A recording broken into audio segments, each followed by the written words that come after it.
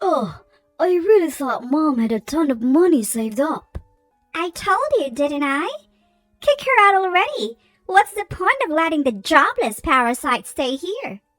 I've been living here for 3 months, and my son and his wife drained my savings. They treated me like a maid. I was done with it all, so I left quietly. Just then, my son called me. Mom, what's going on? Tony sounded frantic on the phone. Around that time, something I did had become headline news across the United States. I'm Sarah, and I am 70 years old. I'd been living in France for several years, but my health took a turn for the worse, so I came back to the States.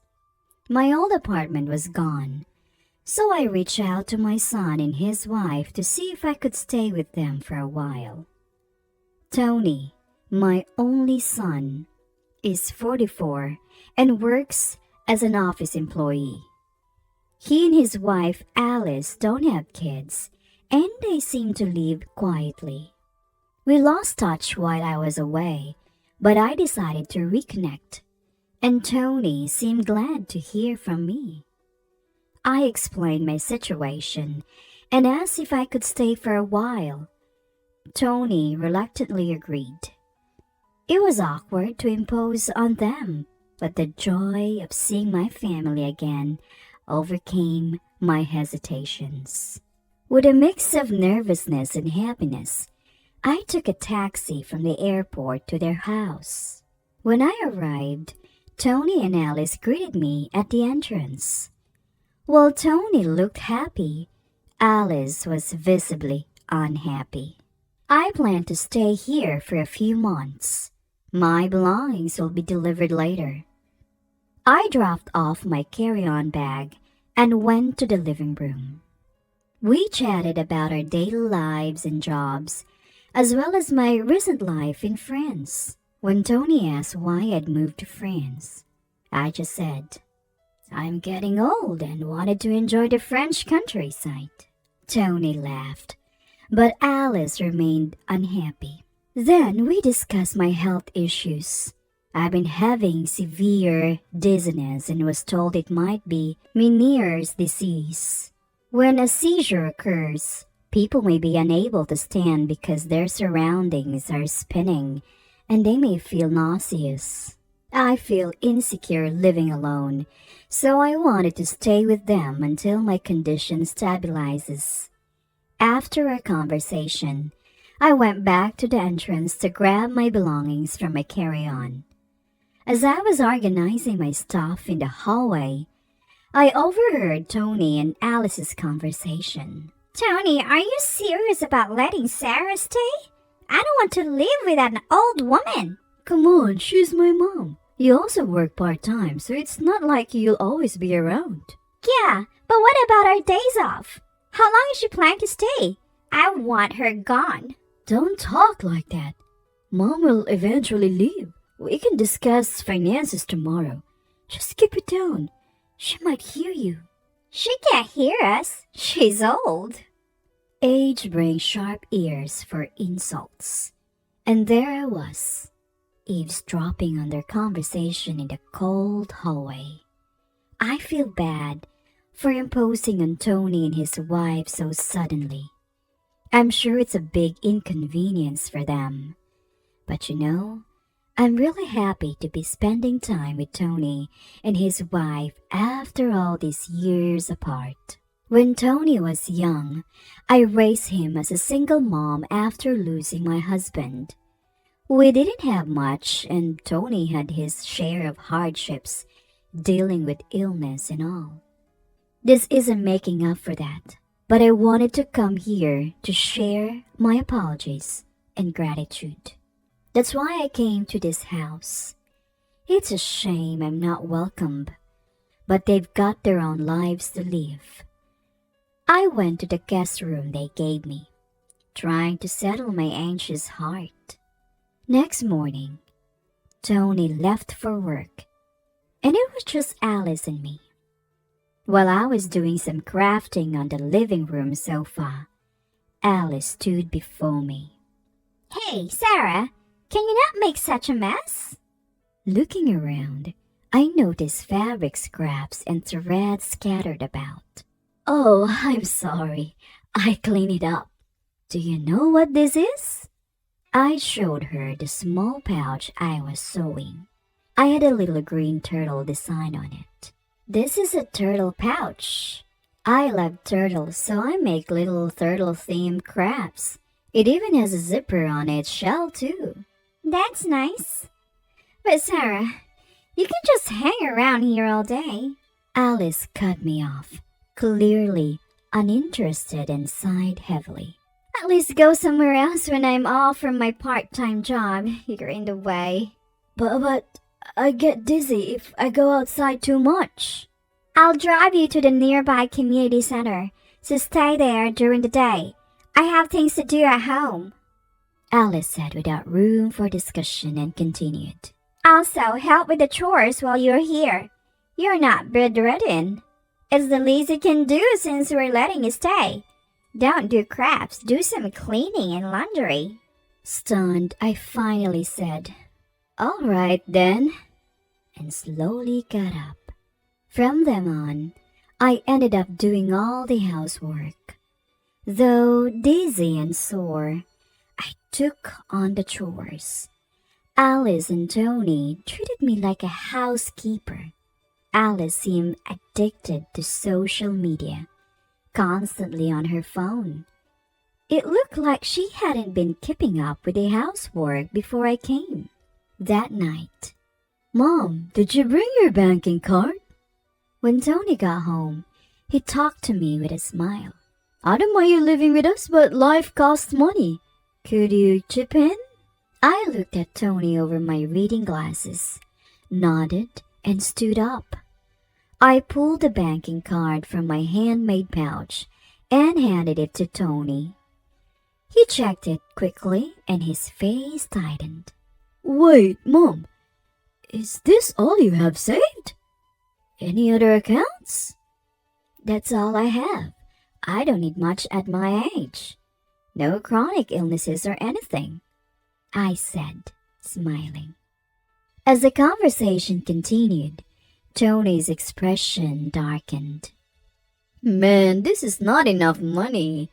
Not even 10,000? You said you were living large abroad, so I assumed." Tony kept pestering me, asking if I had any more money. When I said no, he sighed and slumped his shoulders. "Fine. I'll hang on to this cash for now. I'm doing you a favor letting you live here, so this is the least you could do." After getting my account password, Tony grabbed my bank and debit cards and left the room. That night, lying in bed, I could hear Tony thudding through the wall that separated our rooms. Oh, this is a letdown. I totally thought Mom was loaded. Our household is actually in the red. Shouldn't have said she could stay. See, I told you. Kick her out already. That jobless moocher brings us no benefits whatsoever. The two of them seemed confident I couldn't hear, talking freely in the next room. Or maybe they wanted me to hear them. In my cold bed, I was holding back tears of loneliness and sorrow. The next day, since Alice had a day off, she drove me to the local community center.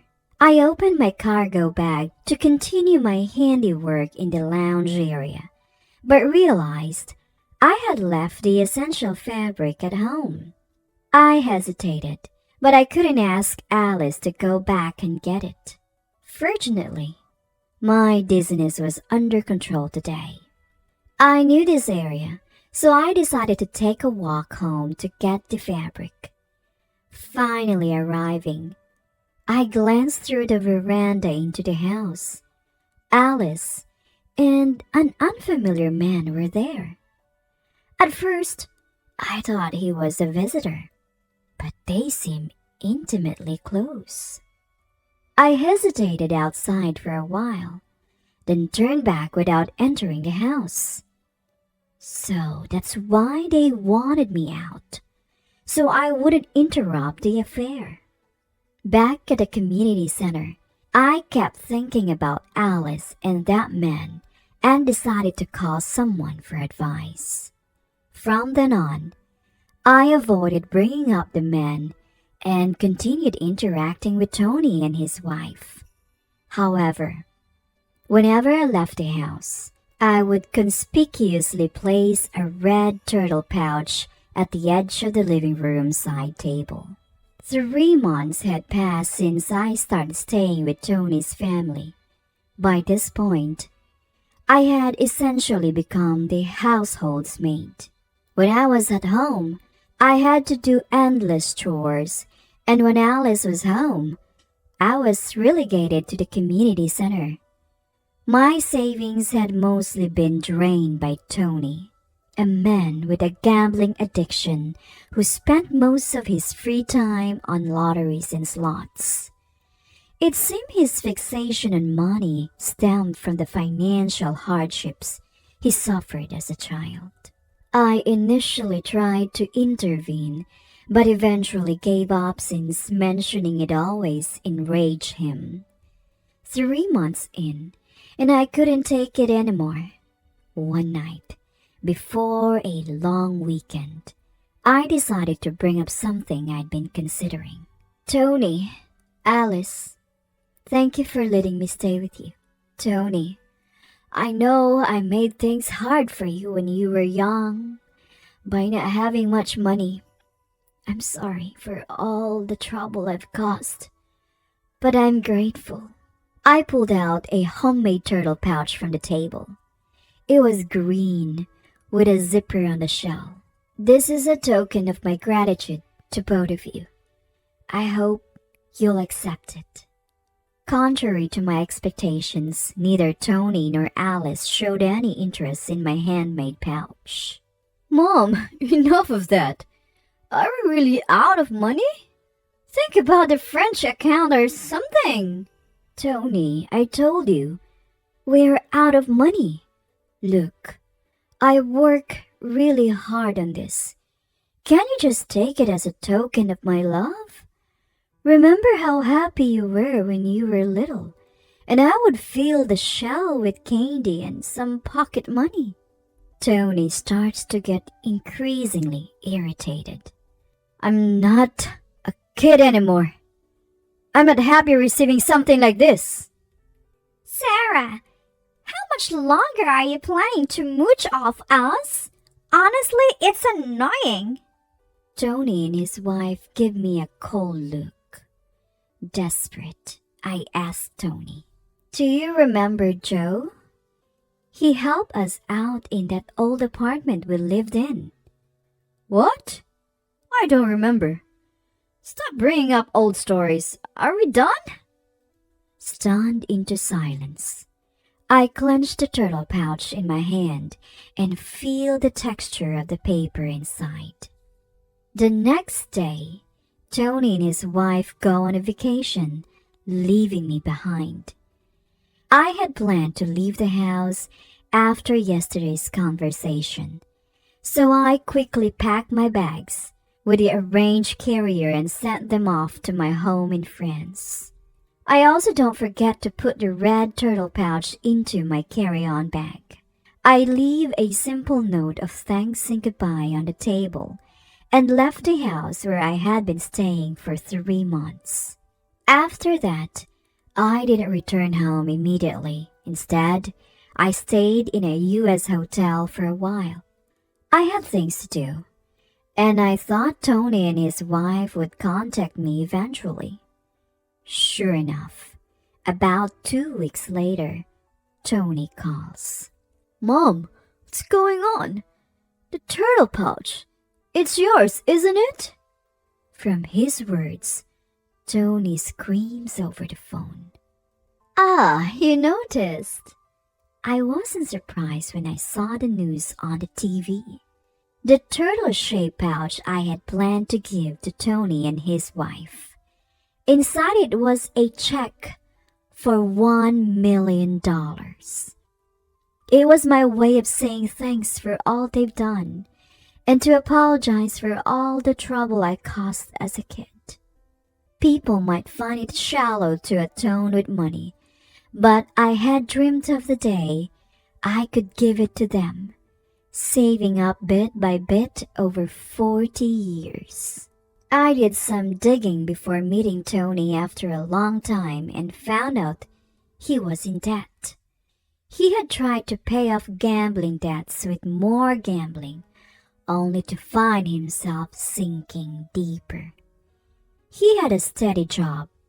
I just wanted him to clear his debts and leave peacefully. But they refused to accept my gesture. They'd completely forgotten about the kindness they had shown to my family and me. So I decided to divide that $1 million check into smaller sums and donate it to charities and welfare organizations across America. I placed the donations in that handmade turtle pouch and sent it anonymously.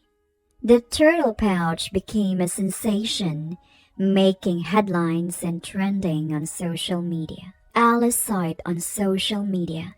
Isn't that the turtle pouch Mom made? So that means you were going to give us one filled with money too? Yes, exactly.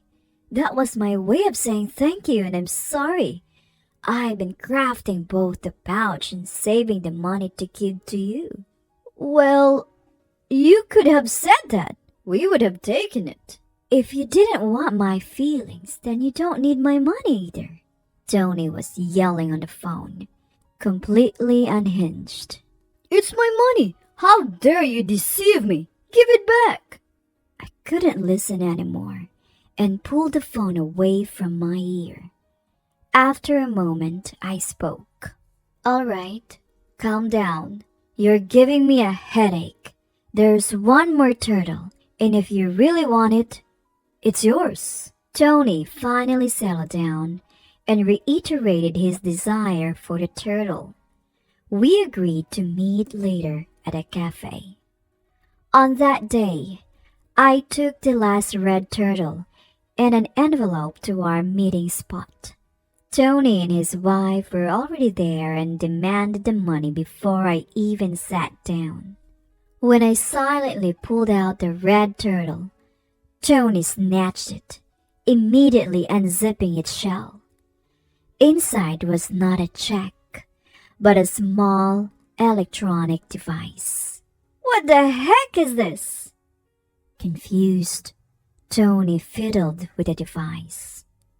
He found a tiny button and pressed it. A voice began to play, and Alice standing next to Tony immediately changed color. Sitting next to Tony, Alice's expression changed when she heard the voice recording. It was Alice's voice, talking warmly with another man that wasn't Tony. What is this? Why? What's happening? Alice seemed to finally realize that it was a recording of her having an affair at home. She tried to snatch the recorder from Tony's hand, but Tony didn't let go. While they grappled, I opened the envelope I'd brought and laid out several pictures on the table. Photos of Alice cheating with another man at home, presented with irrefutable evidence. Alice was flustered and kept muttering. Why? Why? Tony picked up the photos one by one, examining them intently. Since I came to your house, something seemed off. A friend told me I could hire someone to find out, and even offered to cover the costs. What's your problem? Why would you do this? Well, you're my son's wife. It's sad to think family is deceiving each other. You'll understand when you're older. I guess fate brought me here to discover your infidelity. Alice, Have you been lying to me all along? Since when? Tony, you've got your own secrets too. If you're blaming her for cheating, you need to fess up as well. What? I've never cheated. What about your debt? Tony fell silent, and now it was Alice's turn to speak. What about you? Wasting all your money on gambling? I only use the money I earn, and you have your part-time job, so you should have some money. Listening to their squabble, I sighed. This couple had somehow managed to keep it together until now. Neither of you has any money. Tony, you're 40,000 in debt. Alice, you've been giving all your earnings to your affair partner. I had the investigator check your finances too. Both Tony and Alice were shocked, and they began shouting at each other. I was floored when I first heard the investigation results. This couple was on the brink of bankruptcy. Look, we can pay back the debt if we get Mom's money, so give it to us now. I donated all the money. The only thing left is this red turtle figurine. You blew through my savings on gambling, remember? What? You're kidding me! All of it? Enraged, Tony lunged at me across the table. Other customers started to pay attention, and the staff hurried over. The 1 million is mine! It was supposed to be mine! Give it back! Soon the police had to be called to restrain Tony. After the police talked some sense into him, they kindly escorted me back to my hotel due to my concerns about Tony's aggressive behavior. A week later, Tony and Alice's relationship had deteriorated beyond repair due to the affair and debt. They got divorced. Tony, now single, got even more consumed with gambling, accruing more debt. He was caught trying to embezzle company funds. He avoided criminal charges but was fired. To make matters worse, his outburst at the cafe was captured on video and spread on social media, making it difficult for him to find another job. Unable to bear the shame, Tony cut off all contact and disappeared. After the divorce, Alice had no one to rely on and moved into an old public housing unit, living alone.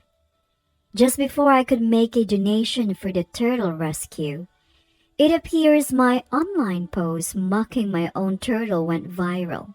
Alice started facing harassment and stalking, which eventually spread to her part-time job and got her fired. Even the man she was having an affair with grew tired of her and left. Now, without any income, she's living on temporary assistance for needy families.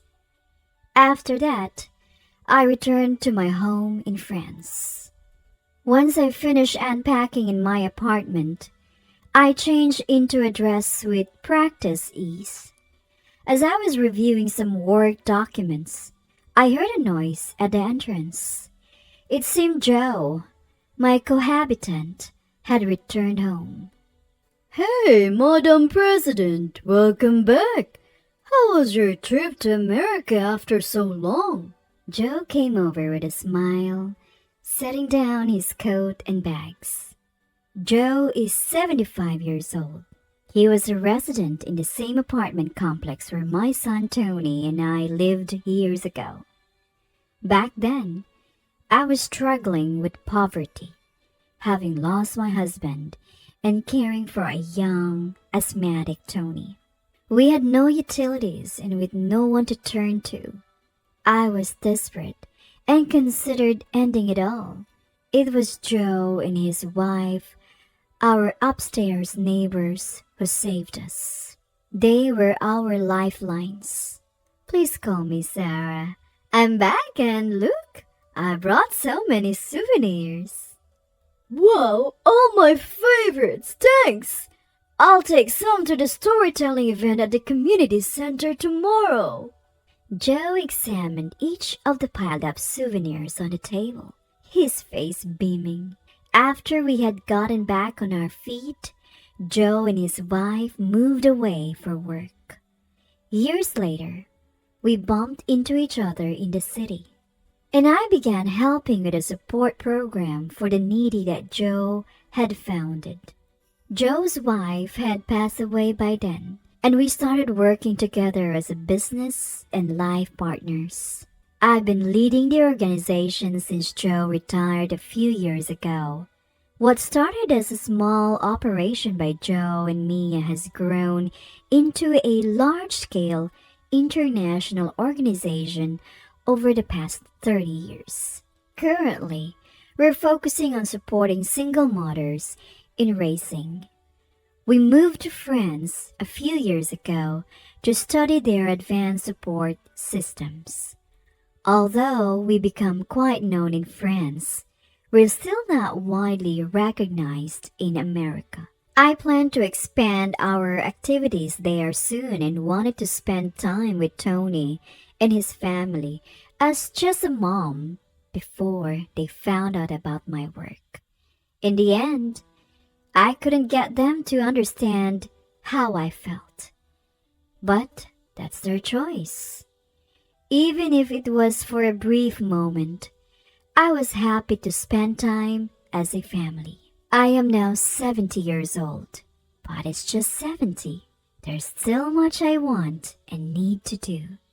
I straightened my back in my dress and began thinking about my international speech for tomorrow.